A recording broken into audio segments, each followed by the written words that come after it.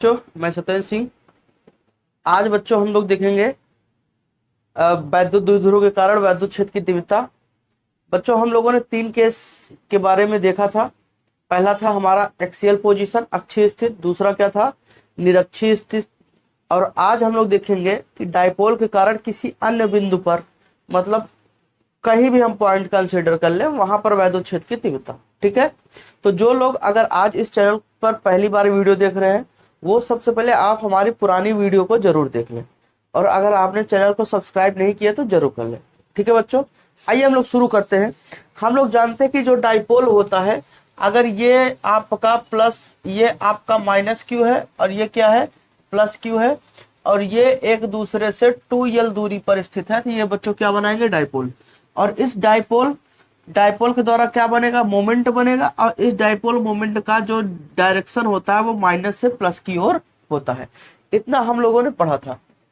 आज हम लोगों को इसी पर देखना पड़ेगा कि कोई डायपोल है, मान लीजिए एक ये डायपोल है, एक ये डायपोल है, ये है माइनस क्यू और ये है प्लस क्यू, ये पॉइंट ए है और ये पॉइंट क्या है बी है। अब इसको हम मिलाते हैं तो ये क्या बन गया बच्चों डायपोल बन गया। ये इसका सेंटर पॉइंट हो गया ओ। ठीक है, अब यहां से अगर देखा जाए तो ये दूरी क्या होगा एल होगा, और ये दूरी भी क्या होगा एल। अब यहां से किसी कोण पर ये मान लीजिए थीटा कोण पर ये आर दूरी पर यहां पर हमें क्या निकालना, वैद्युत क्षेत्र की तीव्रता निकालनी है इस आर दूरी पर। ठीक है बच्चों, इस आर दूरी पर यहां पर हमें वैद्युत क्षेत्र की तीव्रता निकालनी है। ये बिंदु P पर हमें वैद्युत क्षेत्र की तीव्रता इस द्विध्रुव के कारण हमें निकालना है। ठीक है बच्चों, अब इस द्विध्रुव के कारण यहां पर वैद्युत क्षेत्र की तीव्रता निकालनी है, तो हमें सबसे पहले क्या करना पड़ेगा, तो हम देखेंगे कि ये जो द्विध्रुव है ये क्या बनाएगा डायपोल मोमेंट बनाएगा, P बनाएगा, और इस P की जो दिशा होगी बच्चों ये कुछ इस प्रकार से होगी, इधर होगी कि नहीं। अगर ये डायपोल मोमेंट बनाएगा तो इसकी P की दिशा किधर होगी, इधर की ओर होगी। अब यहाँ P की दिशा अगर इधर हो गई तो बच्चों आप जानते हो कि अगर आपका ये मान लो फोर्स है, तो अगर ये फोर्स है तो इसके 2 घटक, अगर ये मान लो किसकी कोण पे है थीटा कोण पे, तो इसके 2 घटक निकल सकते हैं। एक इसके परपेंडिकुलर में ऐसे 2 घटक इसके निकल सकते हैं। जैसे आप लोगों ने देखा था कि ये बल है, अगर ये बल है F लग रहा है तो इसके क्या होंगे 2 घटक होंगे। ये क्या है इसके 2 घटक 2 कंपोनेंट। तो ऐसे ये डायपोल है तो इस डायपोल के 2 कंपोनेंट निकल सकते हैं, इस डायपोल के 2 कंपोनेंट निकल सकते हैं। अगर बच्चों अगर मैं इस पर ऐसे परपेंडिकुलर डालूं तो क्या ये आएगा, अगर मैं यहां से ऐसे लंब डालूं तो क्या ये आएगा। ये जो आपको मिला ये वाला, ये आपको मिल जाएगा क्या थीटा इससे जुड़ा है। और अच्छा इसको इधर मैं ऐसे वो करूं तो ये कहाँ आएगा, लगभग यहाँ आएगा ऐसे। अगर इस पर मैं परपेंडिकुलर मारूं तो यहां पर आएगा, तो ये लगभग ऐसे बना। ये फिर से समझिएगा, अगर ये डायपोल है तो अगर यहां से मैं इस रेखा पर परपेंडिकुलर डालूं तो क्या ये चीज होगा, और यहां से इस माइनस से इस पर परपेंडिकुलर डालूं तो ये यहां पर होगा। अगर बच्चों ये है तो इसे अगर हम ए मान ले, A1 मान ले, तो ये बच्चों क्या हो जाएगा आपका, ये चीज हो जाएगा A1। अगर हम इसे क्या मान ले ये A है तो ये क्या हो जाएगा A1। और बच्चों यहां से अगर देखें तो ये इस पर परपेंडिकुलर डाल दिया, और ये B है तो ये क्या हो जाएगा B1 हो जाएगा। ठीक है, तो अब ये यहां पर ये चीज जैसे हमने परपेंडिकुलर लंब डाला तो ये बच्चों एक ये घटक आ गया, एक ये कंपोनेंट आ गया, और ये इसका मेन है। तो क्या इसी के लंबवत दूसरा कंपोनेंट आएगा, क्या इसी के लंबवत दूसरा कंपोनेंट आएगा, बताइए बच्चों। तो अब इसके लंबवत जो दूसरा कंपोनेंट आएगा वो ये है ऐसे। ठीक है, और अगर ये आपका ये इस पर हमने लंब डाल दिया, ये इसका ये कंपोनेंट हो गया। फिर से समझिएगा, इस चीज को थोड़ा समझना पड़ेगा तभी आपको क्लियर होगा। जैसे ये डायपोल है, ये प्लस क्यू है, ये क्या है माइनस क्यू, और ये दूरी यहां पर ये रखा है, और ये हमने यहाँ पर वैद्युत क्षेत्र की तीव्रता निकालनी है इस डायपोल के कारण। तो P की दिशा कहाँ होगी, इधर होगी। अगर ये P है, यहां से मान लो थीटा कोण पर ये है, ये जो दूरी है ये थीटा कोण पर है, तो हम इस पॉइंट P से इस पर परपेंडिकुलर डालेंगे और यहां से इस पर परपेंडिकुलर डालेंगे। और यहां पर जब परपेंडिकुलर डालेंगे बच्चों, तो ये देखिए ये यहां से ये जाएगा और यहां ये क्या हो जाएगा, अगर देखें तो ये भी क्या होगा, P होगा, थीटा कोण पर है, तो ये जो मान होगा ये इसका 36 घटक होगा। और 36 घटक है तो इसके 90, क्या ये भी होगा, ये तो ये 90 पर अगर ये है तो हम इसे ले सकते हैं, ये भी एक के कहते हैं बना रहा है। तो अगर ये देखें तो ये P cos थीटा और ये क्या हो जाएगा बच्चों, P sin थीटा। जैसे आप यहाँ F ले लिए, ये क्या है, ये थीटा कोण पर है, तो यहाँ पर क्या होगा F cos थीटा और ये क्या होगा F sin थीटा।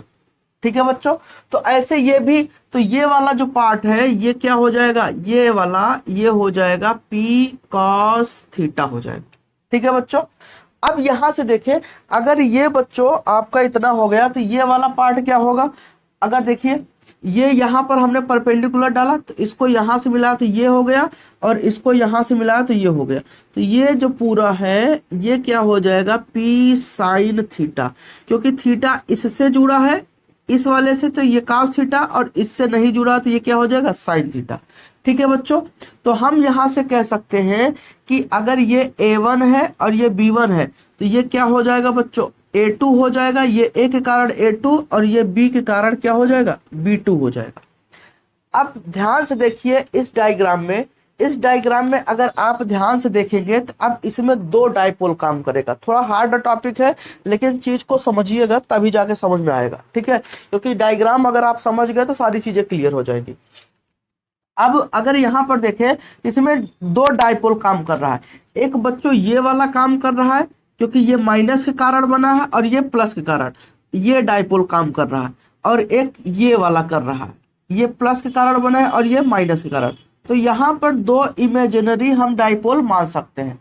अब जब आपने दो इमेजिनरी डायपोल माना है तो यहाँ पर इस डायपोल की जो डायरेक्शन होगी, तो ये अगर इस डायपोल की डायरेक्शन ले तो ये बच्चों माइनस वाला सिरा है और ये प्लस वाला, तो क्या माइनस से प्लस की ओर, तो जो डायपोल की दिशा होगी बच्चों ये ई होगी।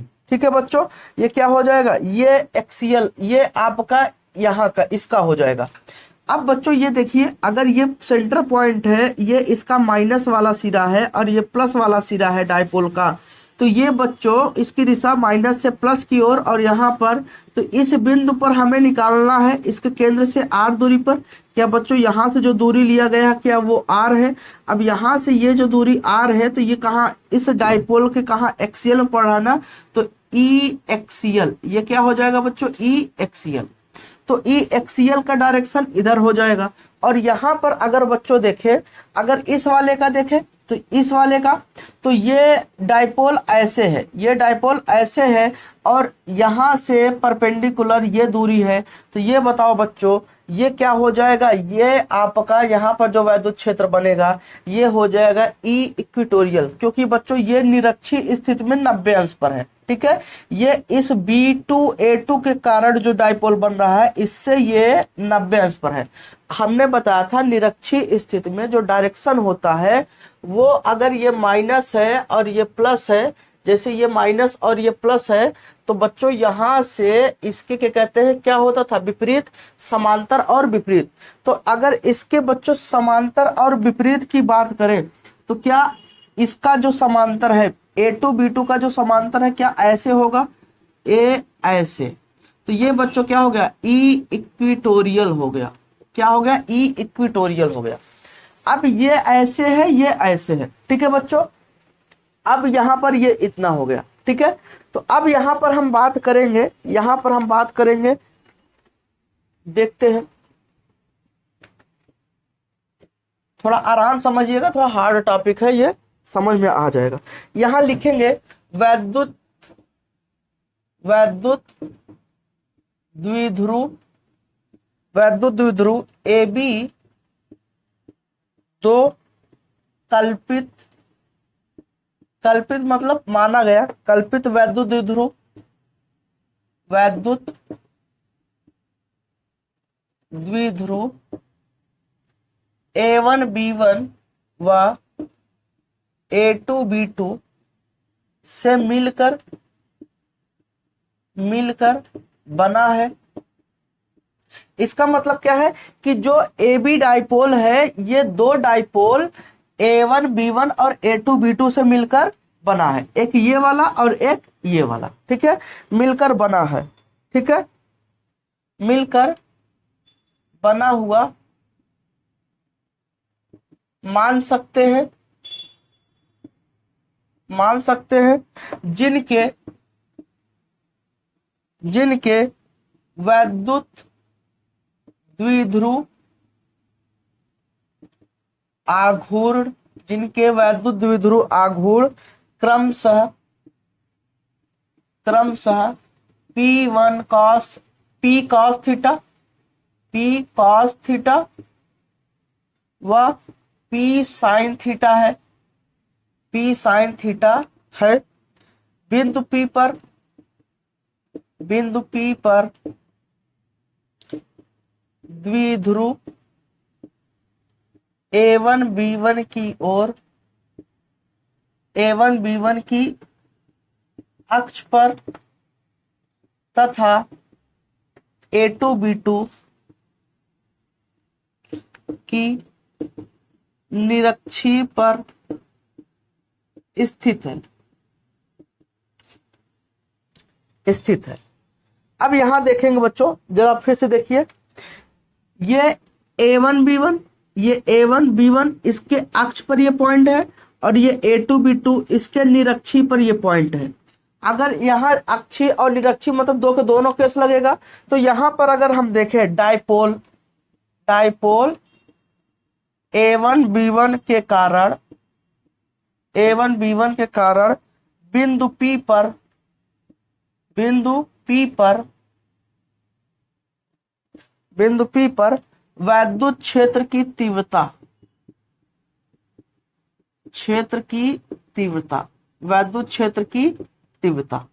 अब देखिए बच्चों, इस डाइपोल के कारण यहां पर वैद्युत क्षेत्र की तीव्रता, तो हमने बताया था कि अक्षीय में क्या होता है 1/4πε0 क्या होता है 2p अपान क्या होता है r³ होता है। ये एक्सियल का फार्मूला होता है बच्चों, किसका होता है एक्सियल का। तो यहां से देखें अगर, तो क्या हो जाएगा E एक्सियल का अगर हम बात करें बच्चों, तो यहां से क्या हो जाएगा 1/4πε0 2p/r³। अब बताओ बच्चों, यहाँ P का मान कितना है, P cos थीटा है, P का मान कितना है P cos थीटा, तो हम यहाँ लिख लेंगे P cos थीटा, ये इसकी दिशा।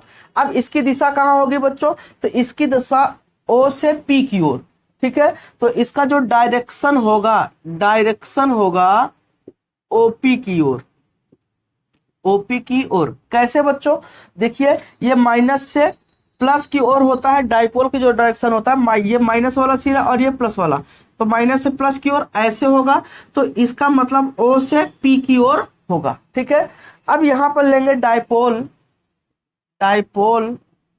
A2B2 के कारण बिंदु P पर वैद्युत क्षेत्र की तीव्रता। तो बच्चों अगर डाइपोल A2B2 के कारण अगर यहां पर वैद्युत क्षेत्र की तीव्रता देखें, तो ये जो डाइपोल है क्या ये इसके निरक्षी में है, तो यहां लिख देंगे E इक्विटोरियल, ठीक है, E इक्विटोरियल बराबर 1/4πε0 क्या होगा P/r³ होता है। अब यहां देखिए P का मान क्या है P sin थीटा है, तो हम यहाँ क्या लेंगे P sin थीटा, ठीक है बच्चों, ये इतना हो गया। फिर से हमारी बात को जरा समझिएगा, ये P था, इसके थीटा कोण पर ये हमने इसका क्या लिया 36 घटक लिया और ये ऊर्ध्वाधर घटक लिया, ये 36 घटक P cos थीटा और ये ऊर्ध्वाधर घटक P sin थीटा। अब अगर देखें तो ये भी एक डाइपोल बनाएगा और ये भी एक डाइपोल बनाएगा, तो इस डाइपोल A1B1 के कारण हम वैद्युत क्षेत्र की तीव्रता निकालेंगे। तो A1B1 के कारण ये एक्सियल पोजीशन पे मिल रहा है, इसलिए एक्सियल पोजीशन की वैद्युत क्षेत्र की तीव्रता ये हो गई, क्योंकि यहाँ P का मान क्या है P cos थीटा है, तो इसलिए हम P की जगह क्या रखेंगे P cos थीटा रखेंगे। अब अगर हम A2 B2 की बात करें तो A2 B2 क्या है, एक इसके परपेंडिकुलर है, लंबवत है। तो लंबवत अगर हम बात करें तो ये निरक्षीय में ये बिंदु P पड़ेगा, तो निरक्षीय के लिए ये हो गया। अब P का मान बच्चों क्या, P साइन थीटा, इसलिए हमने क्या लिखा है, P साइन थीटा लिखा है। अब बच्चों यहाँ डायरेक्शन की बात, तो इसका डायरेक्शन प्लस माइनस से क्या होगा, प्लस की ओर, तो ऐसे हो गया। और ये क्या होता है आप जानते हो, ये माइनस वाला सिरा और ये प्लस वाला सिरा, अगर देखा जाए तो ये क्या है, माइनस वाला सिरा है और ये प्लस वाला सिरा, तो ये इसकी दिशा कहाँ होगी, ऐसे होगी। तो आप जानते हो निरक्षीय स्थिति में जो होता है इसी के समांतर इसके विपरीत दिशा में, तो इसके समांतर ये हो गया और इसके विपरीत दिशा में ये हो गया। अब आप जानते हो कि ये अगर है तो यहाँ पर हमें क्या करना पड़ेगा, इसका डायरेक्शन की भी बात हमें करनी पड़ेगी। अगर बच्चों हमें डायरेक्शन की बात करनी है तो यहाँ पर हम क्या लेंगे, क्योंकि ये देखिए दो विद्युत क्षेत्र की तीव्रता है ना, जब दो विद्युत क्षेत्र की तीव्रता है तो उसे जोड़ना पड़ेगा, क्योंकि हमें यहाँ टोटल विद्युत क्षेत्र की तीव्रता निकालनी है। तो हम देखेंगे एंगल, तो बच्चों हम क्या करते हैं, यहाँ से ऐसे इसका समांतर चतुर्भुज बनाते हैं, ये हमने बनाया, और यहाँ से देखा एक ये है एक ये, तो इसका रिजल्टेंट कुछ ऐसे आएगा परिणामी, तो ये परिणामी ER हो गया, क्या हो गया, ER। अब देखो बच्चों इन दोनों के बीच में कितने अंश का कोण है, 90 अंश का। और आप जानते हो जब दो सदिश एक दूसरे से 90 अंश के कोण पर होते हैं तो उनका परिणामी क्या होता है, याद करिए, R बराबर square root P square plus Q square, कक्षा 11 में आपने पढ़ा है, ठीक है। तो यहाँ से अगर हम बच्चों बात करें, तो यहाँ से अगर हम बात करें तो यहाँ से ER की बात करें, नेट विद्युत क्षेत्र, तो क्या होगा, स्क्वायर रूट E एक्सियल का स्क्वायर प्लस E इक्विटोरियल का स्क्वायर। अब बच्चों यहाँ से E की बात करें तो क्या हो जाएगा, अगर देखें तो यहाँ पर E एक्सियल, एक्सियल में क्या ये है, तो यहाँ से 1/4 pi epsilon not 2p cos theta upon r cube, square है तो बच्चों स्क्वायर प्लस यहाँ पर इक्विटोरियल वाला, तो इक्विटोरियल का क्या ये है, तो 1/4 pi epsilon not p sine theta upon r cube का क्या हो जाएगा, स्क्वायर हो जाएगा। अब बच्चों यहां से हम लोग देखेंगे, यहाँ देखिए इसमें भी 1/4 पाई एप्सिलॉन नॉट है, यहाँ पर भी 1/4 पाई एप्सिलॉन नॉट है। अब दोनों का अगर स्क्वायर होगा तो इसका भी स्क्वायर और इसका स्क्वायर होगा, तो ये क्या हो जाएंगे, अलग हो जाएंगे। तो जरा देखते हैं, हम यहाँ थोड़ा डिटेल में आपको बता देते हैं ताकि आपको समझ में आ जाए। जैसे बच्चों देखो, अगर आप इसका स्क्वायर करोगे, समझिएगा, अगर आप इसका स्क्वायर करो तो क्या होगा, 1/4 पाई एप्सिलॉन नॉट का स्क्वायर होगा। यहाँ पर क्या है, 2p cos थीटा है, इसका स्क्वायर होगा, बटे r क्यूब है तो इसका भी स्क्वायर होगा। अब यहाँ पर क्या है, 1/4 पाई एप्सिलॉन नॉट है तो इसका भी स्क्वायर होगा, क्योंकि गुणा है तो इसका भी स्क्वायर होगा। और यहाँ p साइन थीटा है तो इसका भी स्क्वायर होगा, और साथ में बच्चों बटे में क्या हो जाएगा, r क्यूब का भी स्क्वायर होगा। अब यहाँ से बच्चों अगर देखें, अगर यहाँ से देखें तो यहाँ से देखो बच्चों, ये क्या दोनों में कॉमन है, तो अगर हम कॉमन ले तो 1/4 पाई एप्सिलॉन नॉट का स्क्वायर ये कॉमन हो गया। अब बच्चों यहाँ से देखिए, यहाँ से अगर देखा जाए तो p है, तो p का स्क्वायर क्या होगा बच्चों, p अगर देखा जाए तो यहाँ क्या है, 2p स्क्वायर है ना, यहाँ देखिए। अच्छा पहले इसे भी देख लीजिए, ये r क्यूब, तो ये r क्यूब का स्क्वायर ये भी कॉमन ले लिया, तो बचा इसमें क्या, 2p cos थीटा का क्या हो जाएगा, स्क्वायर, और प्लस यहाँ पर ये बचा p साइन थीटा का क्या हो जाएगा, स्क्वायर। ठीक है बच्चों, अब ये देखिए ये भी स्क्वायर ये भी स्क्वायर, तो हम इसे बाहर निकाल सकते हैं। तो बाहर निकालेंगे तो ये क्या बचेगा, 1/4 पाई एप्सिलॉन नॉट, और यहाँ बच्चों क्या बचेगा, ये r क्यूब हो जाएगा। ठीक है, अगर देखा जाए, सॉरी देखिए ये इसी के साथ रहेगा, ये r क्यूब रहेगा ऐसे। तो यहां से क्या हो जाएगा, अगर देखा जाए तो यहां से बच्चों 1/4 pi epsilon not r cube ये बाहर आ गया। अब करड़ी में स्क्वायर रूट में बच्चों क्या बचा, स्क्वायर रूट में बचा ये 2 दूना 4 p square cos square theta plus ये p square sine square theta. अब बच्चों देखिए क्या दोनों में p स्क्वायर है कॉमन, तो p स्क्वायर को अगर आप यहां से बाहर निकाल लोगे तो क्या बचेगा, यहां पर क्या हो जाएगा, p हो जाएगा। तो यहाँ पर ये आपका क्या बचेगा बच्चों, P बचेगा। ठीक है बच्चों, तो ये इतना हो गया। ठीक है, अच्छा अब बच्चों हम लोग बात करते हैं, अब यहाँ पर देखिए ये इतना हो गया, तो ये बचा आपका साइन स्क्वायर थीटा। अब ये इतनी बात हो गई, ये E का मान हो गया। अब मैं थोड़ा ऊपर मिटा रहा हूं।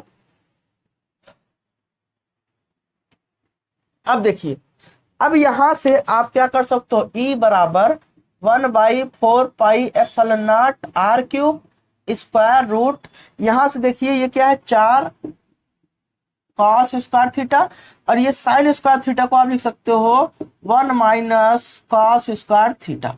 आप ये लिख सकते हो साइन स्क्वायर थीटा को 1 माइनस कॉस स्क्वायर थीटा लिख सकते हो। तो यहां से E बराबर 1/4 पाई एप्सिलॉन नॉट r³ और ये स्क्वायर रूट। अब देखिए 4 कॉस स्क्वायर थीटा में से एक कॉस स्क्वायर थीटा गया तो कितना बचेगा, 3 कॉस स्क्वायर थीटा प्लस क्या हो गया, 1 हो गया। तो ये बच्चों क्या हो गया, ये आपका विद्युत क्षेत्र की तीव्रता हो गई। अच्छा यहाँ देखिए P छूट गया है, ये P हम ले लेते, ये P था ना, छूट गया था। तो ये क्या हो गया बच्चों, विद्युत क्षेत्र की तीव्रता हो गई। किस पोजीशन पर, ये बच्चों किसी भी बिंदु पर। अब यहाँ पर हम कोई भी बिंदु कंसीडर कर ले, यहाँ पर विद्युत क्षेत्र की तीव्रता हम निकाल सकते हैं, चाहे आप अक्षीय वाला लो चाहे आप निरक्षीय लो, क्योंकि ये cos थीटा है, जितने डिग्री पर कोण दिया रहेगा आप उतनी डिग्री पर निकाल सकते हो। ठीक है, तो यहाँ से एक चीज और मैं थोड़ा आपको समझा दूं, मुझे पता लग रहा है आपको समझ में ठीक से नहीं आया, तो यहाँ पर अगर मैं एक बार फिर से डायग्राम बना के बता देता हूं इसको। ठीक है, तो जैसे बच्चों ये डाइपोल है, ये क्या है प्लस और ये क्या है माइनस।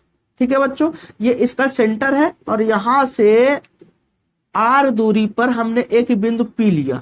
ठीक है, अब ये क्या बना रहा है डाइपोल, ये क्या बनाएगा, P बनाएगा, इसकी दिशा इधर। अब ये अगर ऐसे थीटा कोण पर हो, कितने कोण पर, थीटा, तो इसका एक ये घटक आएगा कि नहीं, इसका एक ये घटक आएगा। ये जो घटक आएगा बच्चों ये होगा P cos थीटा होगा। क्या होगा, P cos थीटा। तो जितना ये घटक ऐसे हमने माना, ये इतना ये हो गया, और इतना ये परपेंडिकुलर डाला तो ये इतना हो गया।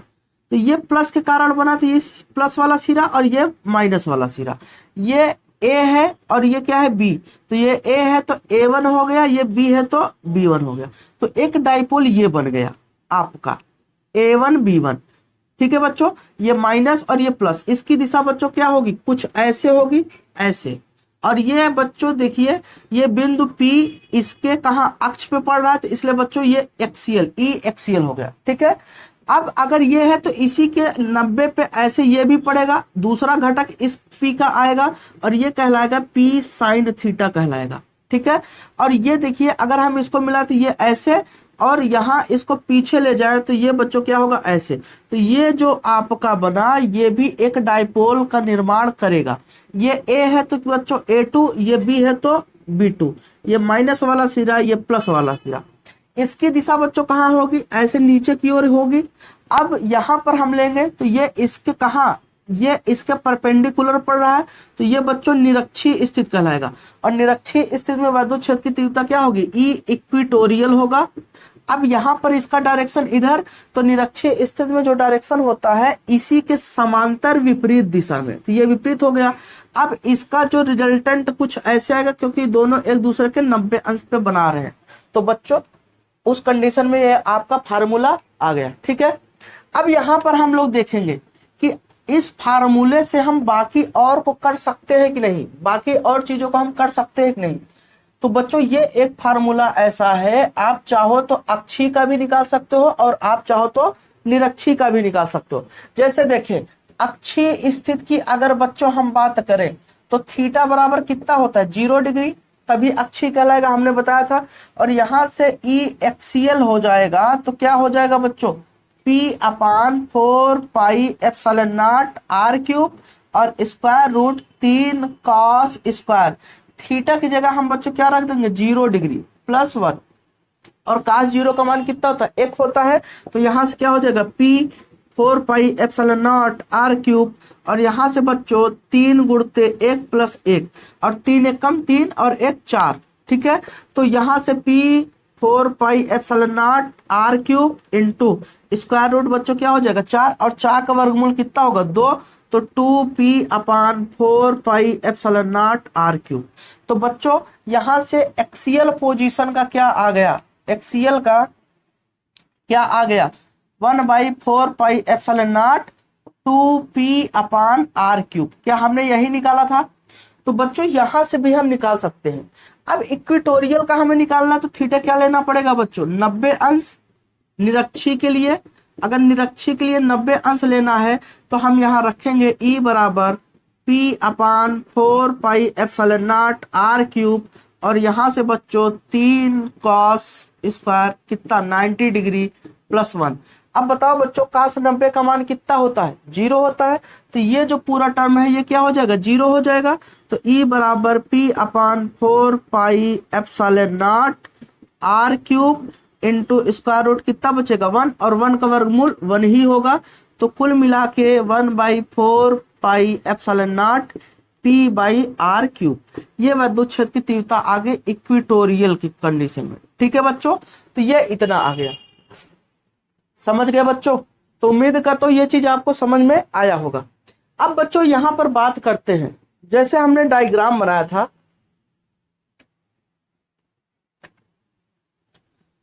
जैसे हमने डायग्राम बनाया था बच्चों ध्यान दीजिएगा।